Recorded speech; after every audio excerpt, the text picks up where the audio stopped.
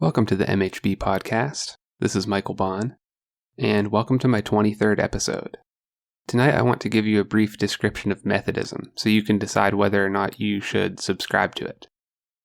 So what is Methodism? You've probably noticed signs outside of some churches saying United Methodist or Free Methodist or Evangelical Methodist. I don't like these signs. As time goes by, fewer and fewer people even know what a Methodist is. And so these signs tend to signal a sectarian attitude towards unbelievers. A person who is new to Christianity would be more likely to walk into a Church of Christ than a church who scrubbed Jesus' name off their sign to make room for the word Methodist. The irony is, the founder of Methodism, John Wesley, would probably feel the same way about these signs. Wesley didn't set out to call himself a Methodist. This name was ascribed to him and his contemporaries as sort of a derisive moniker by people who disagreed with them. As Wesley and the movement took hold, the term Methodism changed into a positive one, and then it stuck. In the plainest sense, a Methodist is a Christian who loves God with all his heart, mind, soul, and strength, and loves his neighbor as himself. The Methodist aims to obey God's laws and serve whatever God's purpose is for him or her. So you might be thinking, isn't that what all Christians do? Well, not really. You see, the people who fought Wesley most fervently were the Christians who followed the French theologian John Calvin. Calvin preceded Wesley by about 200 years. Calvin looked at God's omniscience and paired it with biblical passages on predestination and determined that God had already chosen who he wants to save and who he wants to condemn. Therefore, it's not up to you to save yourself. This mentality blossomed into what is called antinomianism, which means if you have faith in Christ, then you are not subject to biblical morality because you're going to heaven no matter what.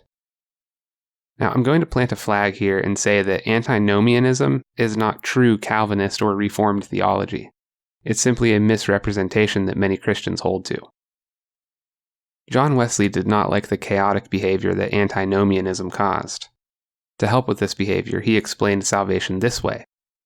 All you need for heaven is trust in Christ, or faith. However, if you truly trust in Christ, then you will do your best to obey his commands. Wesley explained that part of loving God is following God, and so if you aren't following God, do you really love him? In this way, a Methodist is a Christian who loves God and obeys God. So far, I agree with the Methodists. But I think I'll go a few steps further than Wesley as to why you should follow God. It's my contention that civilizations rise and fall with their willingness to at least try adhering to biblical principles. I should tell you that I'm not a theocrat. I don't think laws should extend beyond what is absolutely necessary to maintain freedom. Freedom of thought, freedom of speech, freedom of religion, things like that.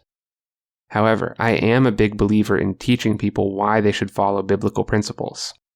Once they've learned, it's up to them to handle the freedom of making their own choices.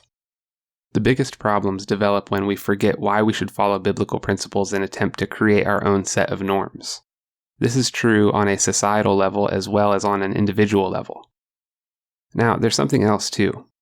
It's widely understood that God does not infringe upon our free will. If someone wants to make the claim that there is no free will, I'd like to see how that person reacts to having their own freedom stripped away from them. That's what I mean when I say that free will is widely understood. But there's a warning that comes along with having free will. It means that we are capable of choosing the wrong direction, or choosing to be separated from God. It seems to me that certain sinful behaviors are capable of warping who we are as individuals. For example, it's not uncommon for a thief to become addicted to the rush associated with stealing something. Another way of thinking about it is how a person becomes more confident in telling a lie once they've done it successfully. Could it be that we are able to reach a point through sin where we no longer want to be with God and choose hell instead? I think it's possible. Just imagine the guilt that you feel when you harm or betray someone and then see that person in public. Now magnify that by infinity when you see God. This is why we need Christ's forgiveness. Remember, what did Adam do in the Garden of Eden after he betrayed God by eating the fruit? He hid from him. So, we need to know what the biblical principles are and why we should follow them. Methodism is like an ancestral version of this.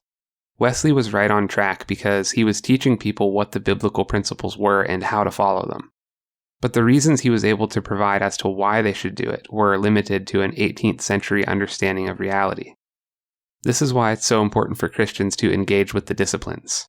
I have a hunch that if we are living in Christ's world, then his instructions will be consistent with what the disciplines tell us is good for human flourishing.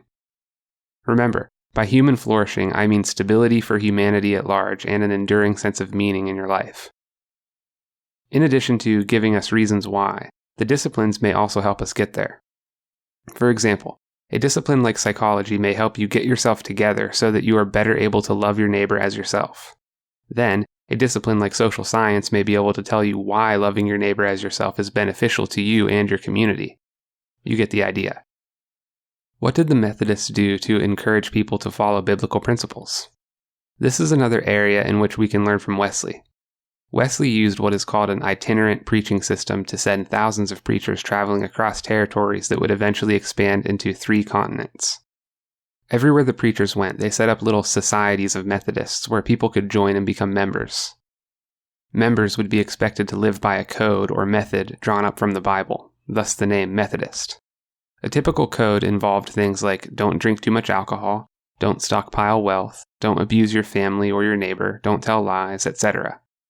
Each time a society met, members would be accountable to each other, and a member would be removed from the society if he or she continually violated the methods. The biblical principles Wesley wrote into his methods are still good today, and setting up societies is also still good today. People thrive whenever they have healthy human relationships.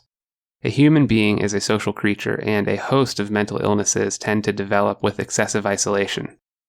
What's unique about our generation is that we can prioritize online connectivity to the point where we unwittingly suffer from excessive isolation. So, the societies are good and we should set them up today. However, it's not the 18th century anymore, so we don't need itinerant preachers to maintain these societies. But I think it is important that these groups meet face-to-face and not in online gatherings. I should tell you that I'm not being anti-technology here. I think the internet is fantastic for long-range communication and gathering information. But there are just too many aspects of your well-being that are not sustained in a healthy way by online connection alone. You'll try to tell yourself that you're connected, but your DNA knows that you're not. In a couple of weeks, I'll be teaching a Bible study. I want this Bible study to be something like these societies were. I want it to be dialogue between myself and the members, but with some structure from my teaching. If you're listening to this and you're trying to change your community at a high level, I want you to reconsider. When I say at a high level, I mean through township meetings, elections, etc. If you want real and lasting change, you need to focus on individuals. You need to build and develop individuals so that they can navigate the world successfully without falling into one of the many traps of hatred or victimhood. A properly developed individual will be like a beacon of light to the world. His or her family will benefit. Then, they will start families and those families will benefit. Pretty soon, the ripple effect is a lot further from where you started. And that's just by helping one person. Imagine if you helped 50. If that sounds like something you would like to do, then you might be closer to the Methodists than you realize. Like I said at the beginning, I don't think the term Methodist carries the same meaning today that it did when Wesley was on the move. But the biblical principles are the same, and they still work just as well today. If you find this content valuable, feel free to share it and to use it in your own studies. If you'd like to support this podcast, you can do so at www.patreon.com/Michael H. Bond. There is a link in the description. Your generosity goes a long way to promoting the growth of this enterprise and the cause of free speech. Thank you all for joining me this evening, and I will see you in the next episode.